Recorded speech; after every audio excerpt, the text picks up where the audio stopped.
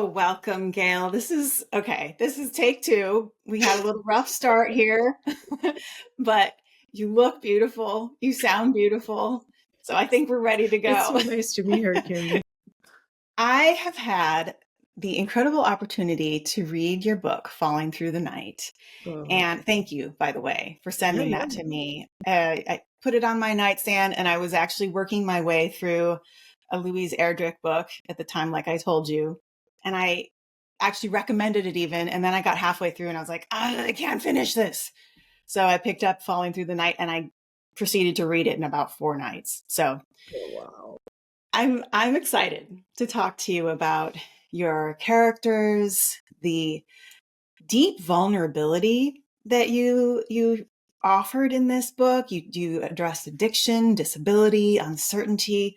I mean, you were tackling really hard topics. And what I didn't know until after reading your book is that it was originally a collection of personal essays about queer motherhood. And this is writing became one of the ways that you explored this journey for yourself. So what compelled you to explore motherhood through writing? Well, writing has been the way that I've explored almost everything in my life since this one thing that happened to me when I was about 7 years old. And I was the child in my family that acted out, tantrums, fits, like lots of anger. And my mom basically made me go to a counselor.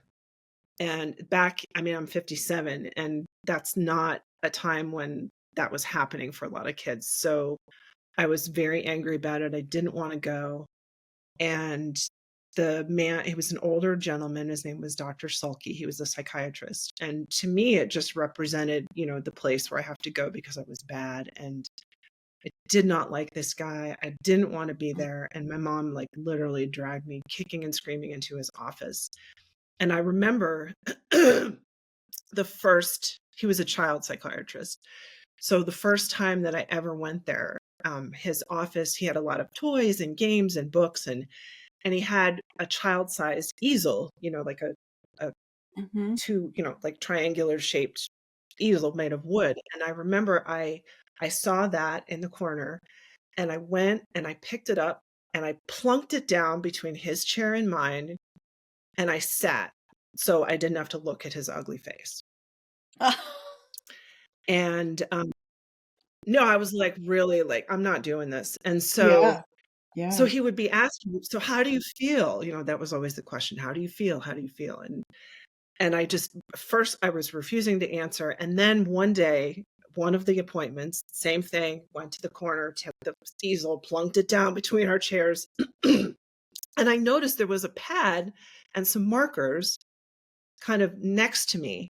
And he asked me that question again, how do you feel? And I remember I took a pen and I took the pad and I wrote MAD, and I slid it under the easel, so like to show him.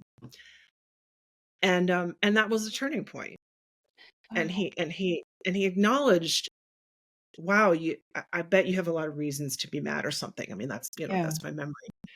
And that was a turning point. And we started passing notes back and forth under the easel. So that was kind of the first time someone had acknowledged my emotional reality and sort of mirrored it back. And it was through writing. And I'm sure that was the reason that became like my primary tool. I mean, I'm pretty artistic. I paint, I dance, I sing. I mean, I do a lot of different things, but that's been the way that I've kind of translated my experience since I was really, really young. So that was nothing new. That was nothing new. Yeah. And he became he was an ally. He became an ally. Like I went from hating the guy to that being, like my favorite time of the week. What a brilliant therapist to recognize how you wanted or how you needed to engage. I mean, it's like you didn't even know that writing those words out, those letters MAD, were going to feel so good, but he recognized that and then encouraged, to pass notes back and forth in the therapy. I love that. No wonder he became an ally. Yeah. No, and I mean, and that's the thing. It's like when you have materials that I'm working with this, I do some research and writing for a consultant, and it's for a support organization for people with mental health issues, and there's art supplies everywhere, and Mm. that's the advantage when you have stuff around that people can express themselves. It's sort of a no-brainer. Yeah. So that's kind of what happened. It makes me think. I was just yesterday trying to write and answer a question where somebody said the question was, "What do you do when you have writer's block?" And to me, I was outside walking the cat on a leash, and I was thinking, I don't know if I want to call it writer's block because for me, Oh, there's this sense of like, okay, well, there's a blockade, but what about like a writer's detour? Because when there's a detour, it's assuming that there is a route. It just might not be what that person needs at that point. It might mean that they have to pick up a paintbrush or take their cat for a walk or, whatever it is that is also helping the brain figure out what it needs to say and not necessarily through the like, I'm just typing this out right now on my I love that. computer. Yeah, yeah, yeah.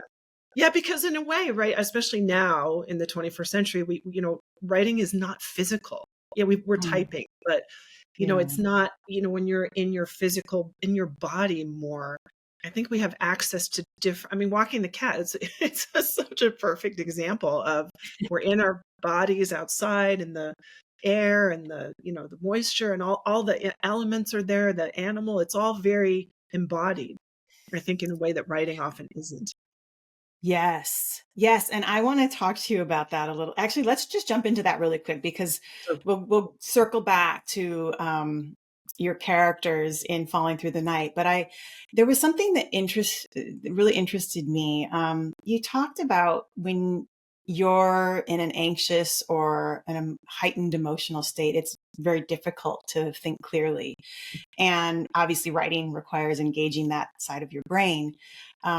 So writing helped sort of translate an experience for you when you were in that fight or flight. But I want to know personally, are you literally able to write when you're in panic or in anxiety? Um, does that make yeah, sense? Because to yeah. me, it's yeah. I mean, it's an interesting question. I mean, I've also never had a panic attack. Like my anxiety manifests really differently than Audrey's, and than Mm, a lot of people who have that diagnosis. I'll go through periods of time. It could be weeks or months or even a few days where I feel that the cortisone level in my body is higher. My stomach is clenched. I'm obsessing and ruminating. I mean, I have those thoughts, but I can still sort of go about my business. I'm not sort of shaking in a corner. And I think that is the experience of a lot of people with anxiety. So, I'm maybe not the most extreme end of that uh-oh, I spectrum. just lost your audio. And the thing about writing for me is that I don't think it takes that anxiety experience and shrinks it. But what I do think is like if the anxiety experience is this big, I think it builds whatever's around it and grows whatever's around it so that this thing is proportionately smaller. For me, one of the things that's been helpful is not I mean, and this is very different generationally, but I don't identify with my anxiety as an identity. And a lot of Mm, people do. A lot of my students, I teach at a mhm. community college, and it's very useful. Oops. They claim it, they talk about it, they identify as it. And that's not something that I've done in that particular way. I've identified as someone who struggles with mental health challenges, but I don't say, well, I have generalized anxiety disorder. Um, Mhm. it's not that I don't experience this, but I feel like myself and my concept of myself is bigger, and with my growth and development work, it's expanding. I don't know. That's the best way I have of explaining. It Yeah. doesn't like take it away. And that was another turning point I have to say too, and something I related very much to what you've talked about in Unfixed, where I stopped trying to get rid of it. I stopped seeing Mm, anxiety as the problem. Um, yeah. and and that did a couple of things.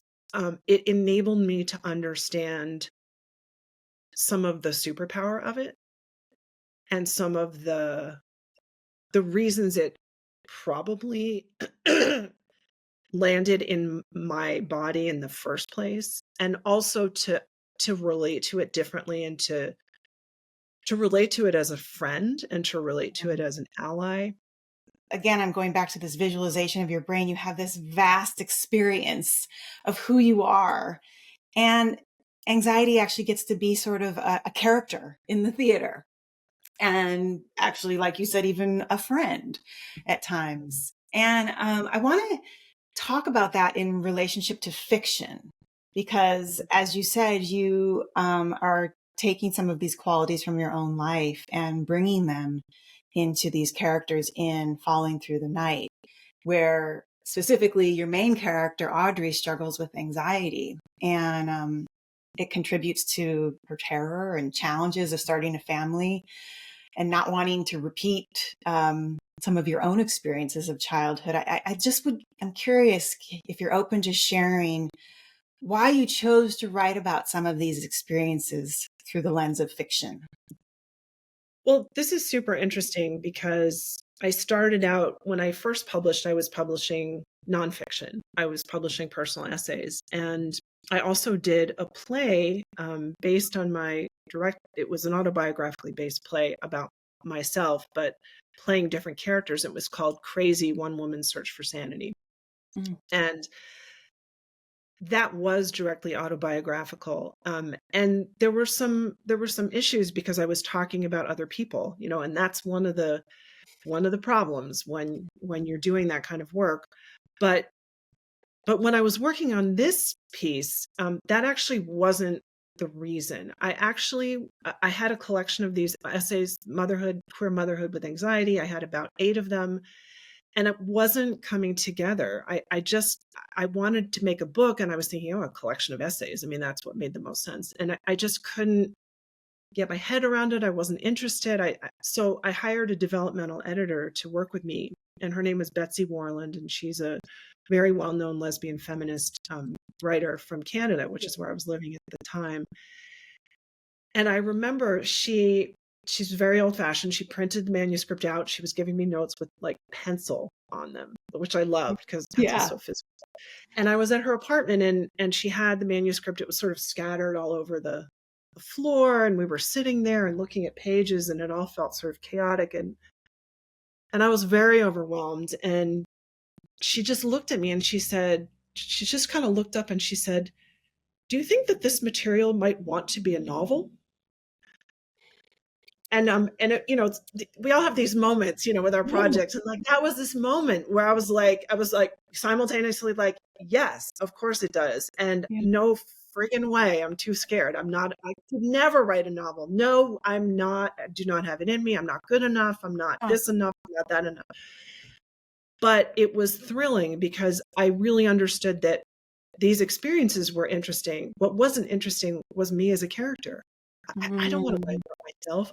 I love the imaginary world, and I feel like imagination gives us access to certain kinds of truth that don't exist in the factual world. And that's why I like the Siri Hustvedt quote so much, because I think there is truth. There is sometimes way more truth that we can explore in fiction than we are able to in our very, very limited lived experiences. So that was kind of the story behind that. And the second I was like, oh, I get to create these people, and they can populate these experiences, and they can live them differently than I live them, and they can go off in these other directions. Then it was like there was no stopping me. I was still terrified. I still didn't think I could do it, but I was engaged, and I knew it was creatively the right choice. That is so exciting to me because I'm a little bit on that edge right now for myself. I'm like, do it, Kim, do it. I'm totally terrified. I feel like, so did you felt liberated? I mean, that Siri Hustvedt quote that you talked about is writing fiction, she says, writing fiction is like remembering what never happened. So I get chills. I mean, I love that too. Yeah. So you got to go into Audrey's character, and almost flesh out experiences for her that you wanted to have for yourself? Not even necessarily wanted. I mean, there's things in Audrey's life that were actually harder than my experiences. Mm. But the second it's like when I'm writing fiction, it's like I watch it as a movie. It's like it happens in my head. And I kind of just Mm. watch, and it has a life of its own. A lot of writers talk about they're just taking dictation. And so, Yeah. like, I would sit during my sessions, and especially with Jessica, I would just watch and listen to them. And it just went places I could never have predicted, planned, plotted, whatever it went where it went. And then I shaped and edited, but you know, in that first draft frame of mind where I was just Yeah. watching and getting it all down. Wow. Did Yeah. you start with Audrey? Was that kind of, obviously she's the protagonist in the book, so it was sort of the first character that you began to flesh out? I started with her, but her best friend was there from almost day one. Mm. And I'm very drawn to the best friend archetype. I mean, I think I've had best friends throughout the years, but I think there's a way that I would love to have a friend, and there's a way that I want to be a friend, neither of which I have realized fully. But I'm very attached to this sort of like very close sisterly, family like, you know, this it's really just an archetype. And so Jessica showed up right from the beginning. And I had a very close friend who was my best friend from college, Mm. and I lost her to suicide. And Okay. so that was kind of in my consciousness during the time that Jessica kind of appeared. And yeah, That and relationship was so real. I loved the way that they interacted with each other.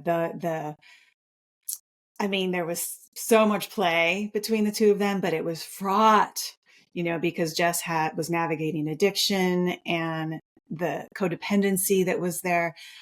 It was just such a rich relationship. I almost, well, let me ask you, the pain that they experienced together never negated the love. And I think that's what I loved about it. Why did you choose to write the friendship arc the way that you did? I just feel like that's like for me as a human being, that's a healthy relationship. And I think what Audrey doesn't ever really see until the very end is that Jessica was her family. Mm. Jessica was her chosen family, and Yeah. she just kind of missed it. Oh, She had that, you know, she had it and she just couldn't see it. She was very fixed on this partner and kids thing that we all get swept up in. And, you know, her family was right next door the whole time. I just Um, got goosebumps all over my body. You're so mhm, right. What a, that's a deep pain that Audrey carries in the story of, the longing for family. And it's right there in front of her. and that's so And human, isn't it? Like we all miss things. We're oftentimes we're just like we're looking at this thing that, you know, this thing we want to attain, this goal, this journey, and it's hard, you know, when I started doing gratitudes with my family. um this was before the pandemic, but we were more into it, and I was with my ex-wife at the time, who's my son's other mom. um but that was such a great exercise in this, you know, the Buddhists talk about the practice of what is, and to continually reflect on that, because I think we have, I tell my students there's the negativity bias, and that's evolution. Like we want to know what to do when the bear comes. You know, we have to know. It's evolutionarily advantageous for us to be scanning, where's the bear, where's the bear, where's the bear. But if our whole life is where's the bear, we're going to miss, oh, we have a kitty we need to take for a walk, and you know, like we're going to miss our life. We don't want to miss our life. So I think that is something that we're, especially in countries like the United States, where we're just so driven by, you know, this consumer desire, and it's just it's Mhm. pushed on us. What do you want? What do you want? What do you want? Well, what about what I have? Like Yes. I want to sit with that, and I want to Yeah. enjoy it and revel in it. Yeah. I wished that for Audrey. I wished she had seen that. I do too. I wish it makes me think a little bit of, also going to our culture right now, we have this huge movement in life coaching. And the New York Times just did an article about that. And there's obviously high sides to that, and people, able to address some of these goals that they want in their life that are not achieving. But it's also, I think, the dark side of it is that always thinking that there's something else to achieve instead of recognizing that this life is singular and extraordinary without all the accessory things that we think we're supposed to have in order to be happy. The people that are constantly seeking are, in my life, are the least happy.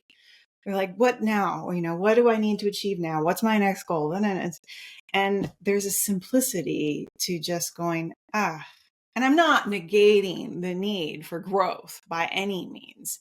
But I think we're not comfortable as a culture with the opposites, with two things existing at once.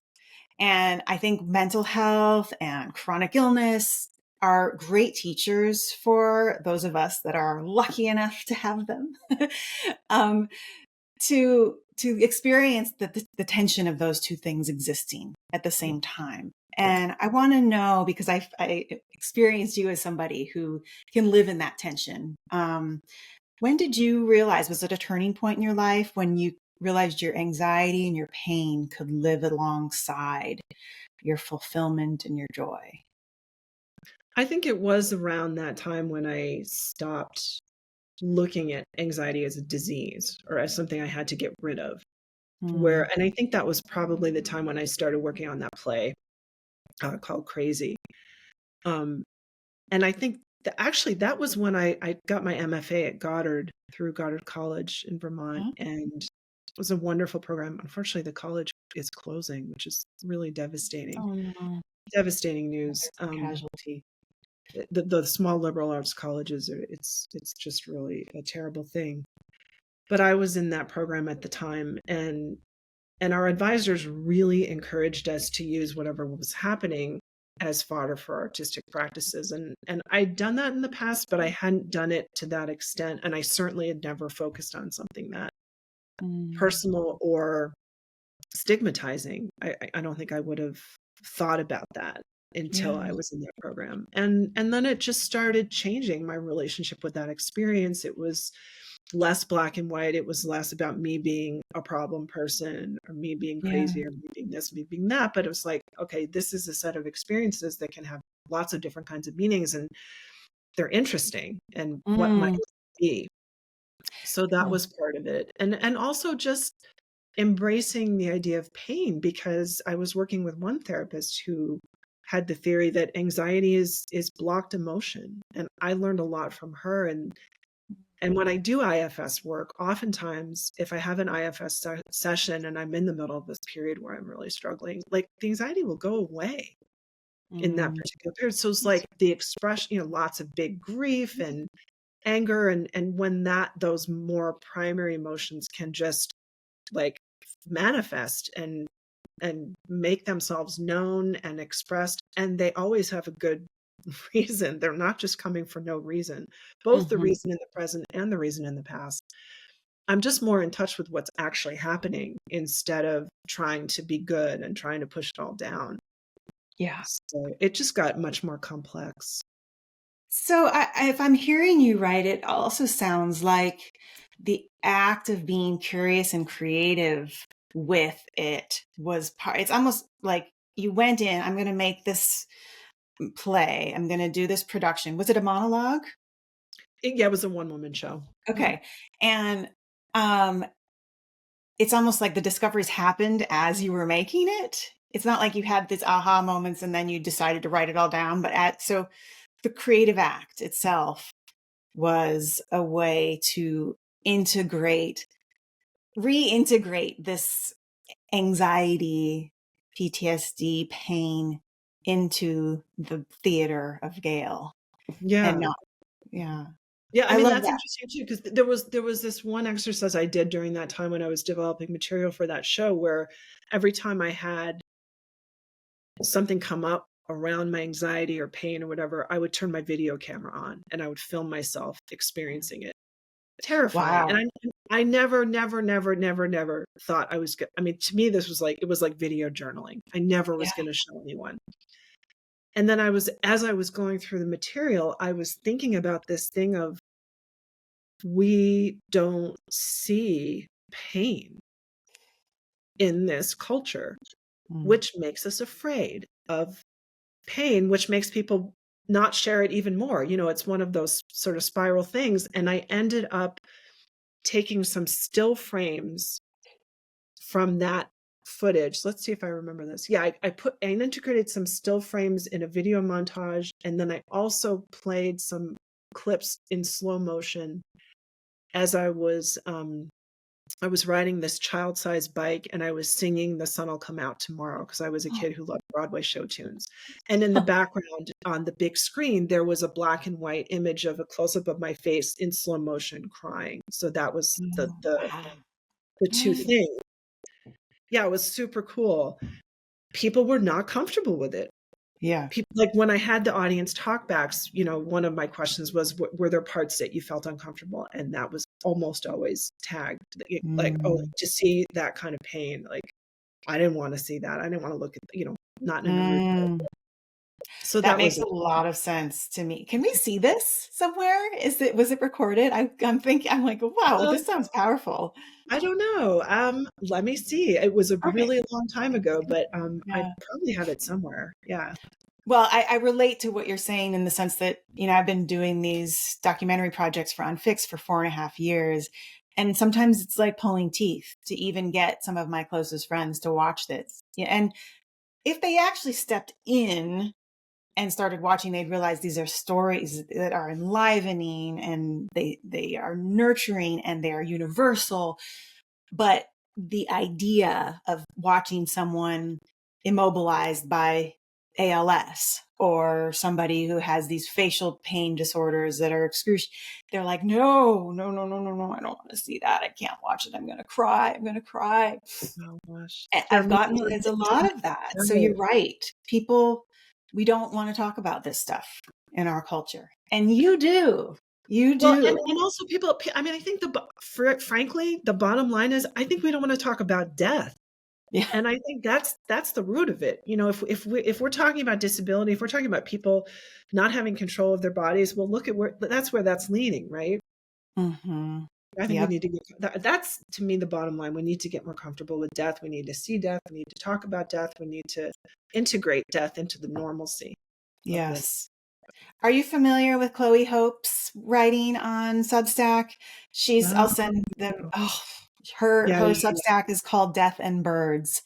She is Ah, an end of life doula and a baby bird carer. So she works on both ends of the spectrum, and she does these short essays every other Sunday, I believe, and massive following. And it has become everybody's Sunday church. I mean, literally, you can't read her words without feeling like somehow you've just been washed with truth. And for whatever reason on Substack, everyone flocks to it. We are an unusual community. We want to read pun about intended, death and birds. right? Pun intended. Yeah, flock to it. Yes, exactly. That sounds amazing. I definitely want it. I definitely want to get her. I'll send it to you. Speaking of what nobody wants to talk about, let's talk about disability, because this is something that is close to me. My husband, I have a stepdaughter. She's 30 now with intellectual disability. My husband pretty much raised her on her own until I came into his life. And you have this theme in your book, and it's a touchy subject, and I want to go there because it's touchy. But Audrey makes the decision, your character makes the decision to give up her newborn Down syndrome for adoption, the twin of Adam, who is the son that she ends up keeping. Can you talk about some of the complexities that live in you around offering your son up for adoption, and why you chose to tackle this really difficult subject?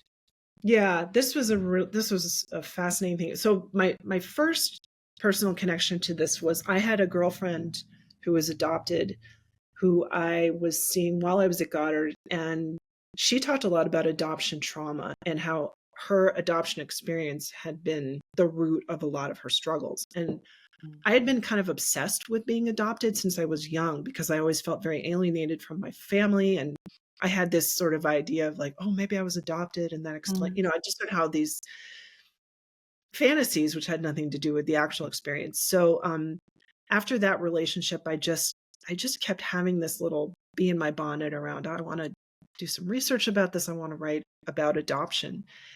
And then when I got pregnant, I did my ex Lucy and I, Lucy's my best friend now, even though we're not together. But we found out that one of the twins that I was carrying had Down syndrome. Mm. And we were in Canada at the time, and we got so much pressure from the Mm. medical system to have an abortion. Wow. And when we decided not to, it got even stronger. Really? So, this was really wild to me. And I found out that there was something like 95% of women who have amnios and they get that news, they choose abortion. Mhm. And we didn't want to do that for a lot of different reasons.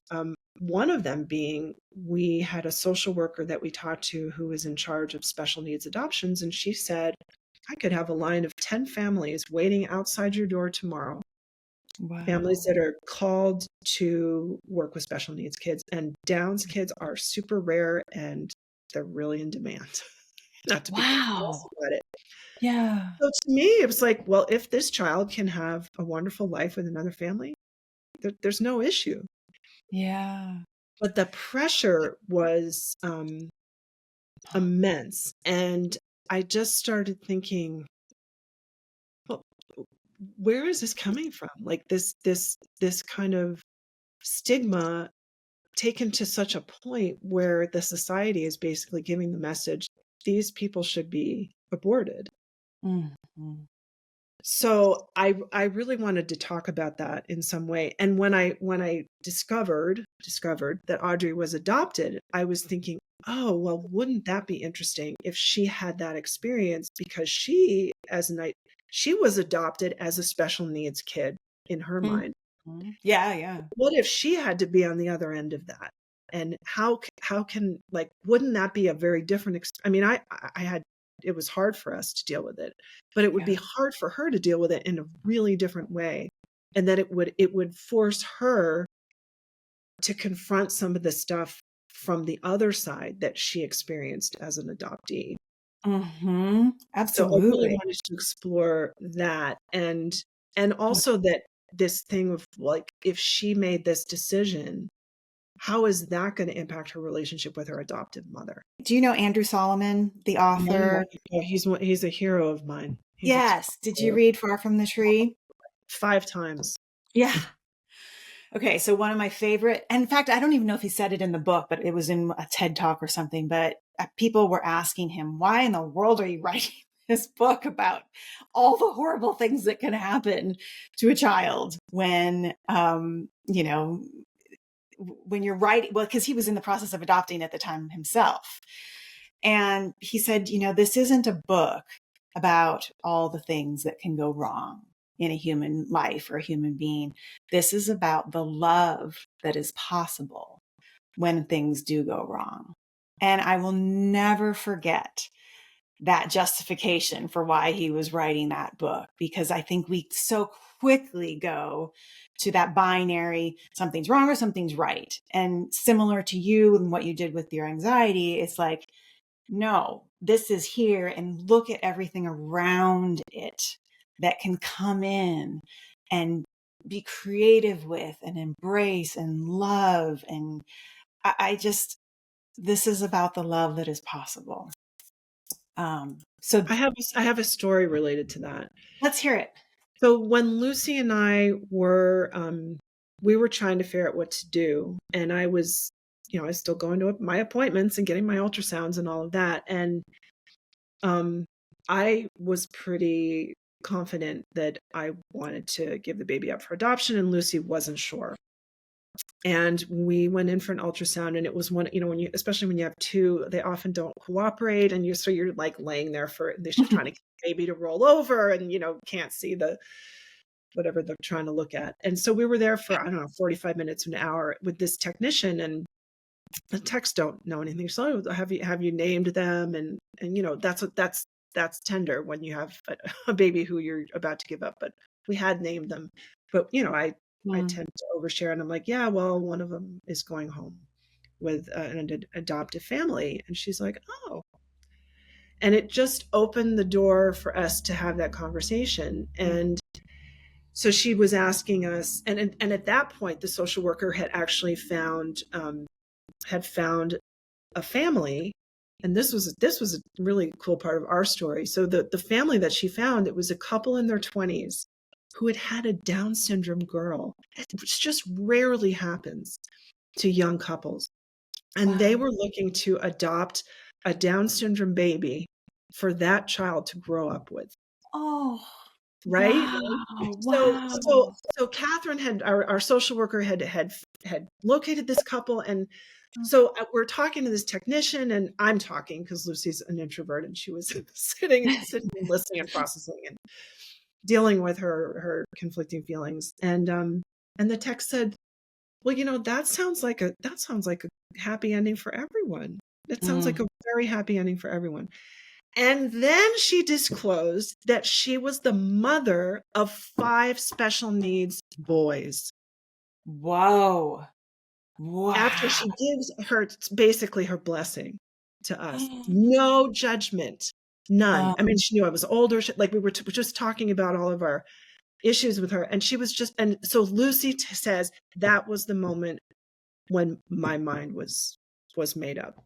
With that woman giving us her She- blessing, then she felt like she could allow herself to be okay with what I think she yeah, was. here's somebody that has chosen to keep all 5 of her kids with intellectual disability or some sort of disability, and she's giving you her blessing after all that experience. That's remarkable. I know, Because isn't it was. I mean, it sounded like everybody was winning. It was a good story for everyone. it? And the doctors were still, when I went back for my checkup after my kid was like, I don't know, 3-4 months old, you had to go back and see the doctor. I went to see the nurse, and she said, so how's it going with Benjamin, was the name we gave him. I said, they're doing great. It had a wonderful ending for everyone. And she said, make sure to tell the doctor that. Oh, and did you? Yes, of course I Yeah. did. But there Yeah. was, you know, there was some activism involved in that. Like I Yeah, just, absolutely. it was appalling. It was appalling the way that they totally devalued that little Mhm. person. And you Mhm. know, I definitely support the right for women to choose, absolutely 100%. Yeah. But when a woman decides not to, that right needs to be supported and embraced just as much. Absolutely. And I think the doctors are coming from largely a place of ignorance unless they've experienced. I mean, how do you know unless, I mean, Andrew Solomon's book is, I don't know how many cases, each chapter is a different child with, some really horrendous disabilities. And the challenges, he doesn't gloss over how hard this was on the families too, but there is always some sort of calling Yeah. in the family that wants to rise up and find the love that is possible in it. Mm. Wow. I'm so glad you were willing to talk about this. I listened to some other interviews that you did and no one brought it up. And I found it to be it's a huge part of the story. I mean, and you, as you said, Audrey herself had a disability. So it's something that I feel like, as politically correct as our society, woke as our society is, we still tiptoe around this one. We see it all the time when we take our daughter Sid to the grocery store, and people sometimes know how to interact, and other times, many times, it's a challenge to know how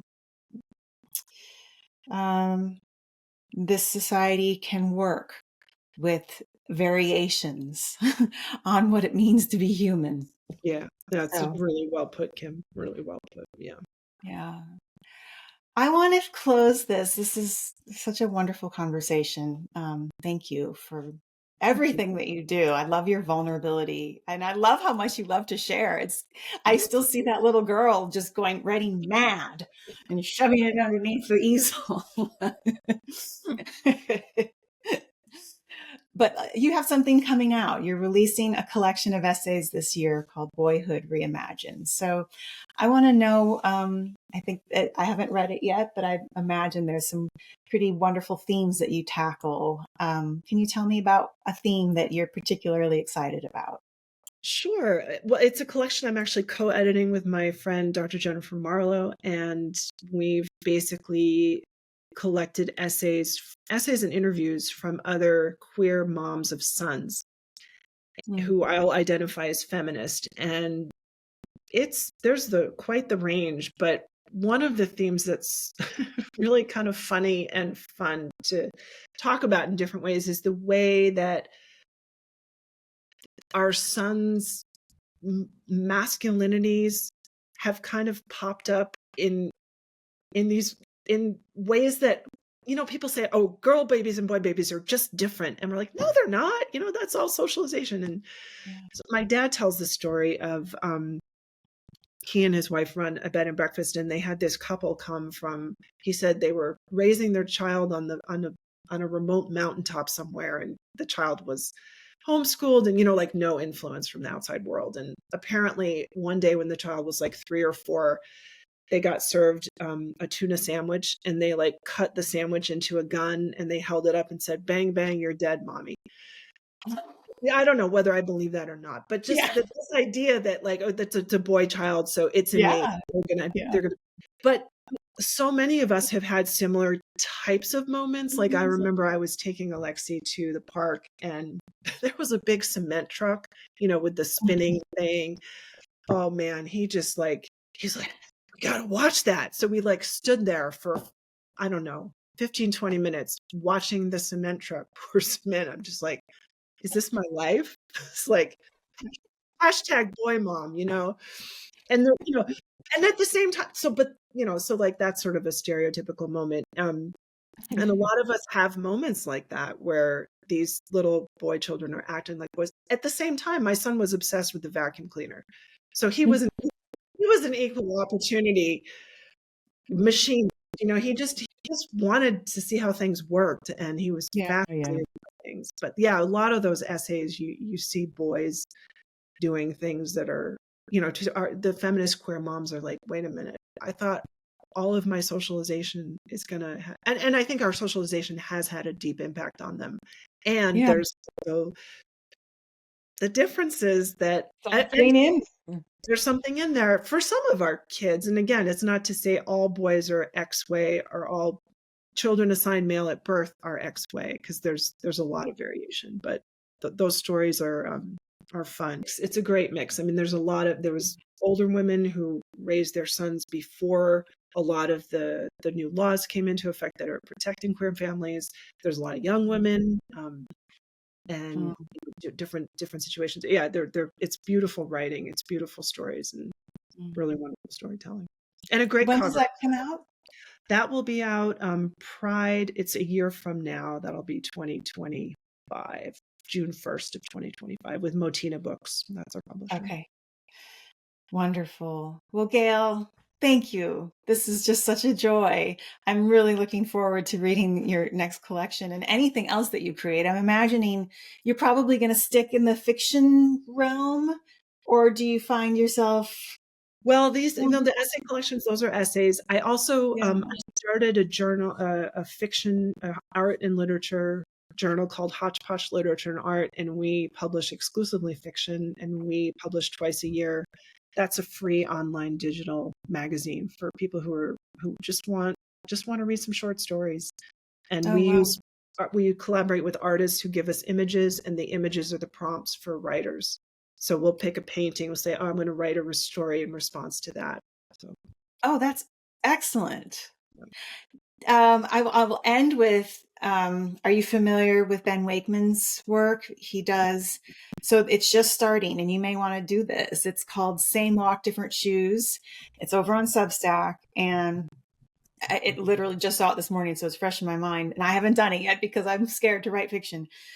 But so everyone that's participating sends in a prompt, and it has to be some sort of experience that they had. Doesn't have to be, sad or depressing. It can be funny, whatever. And then he mixes those up in a hat and submits them to all the writers so that someone reimagines that story for that person, and then turns it into fiction. So you kind of get to feel heard, but in a completely different way. And then I think the first time he did it, everyone gathered at the end over Zoom to chat and talk about what that experience was like. And it's really an exercise in empathy. The way he describes it, it's just walking in someone else's shoes and trying it on. So, yeah, he's Wow. taking prompts right now through Sunday, and I totally I'm, want to do it. And that's nice yeah, because it's just another thing that kind of straddles the line, right, between sort of the autobiographical and fictional. It's a really yeah, interesting space. it's a Yeah. fascinating project. So, Yeah. well, thank you, Gail. I'm going to Thank close you, this up. Kim. I really appreciate the conversation. You're a hero of mine, and just to be able to talk to you is a real honor. So thank you. Oh, bless you.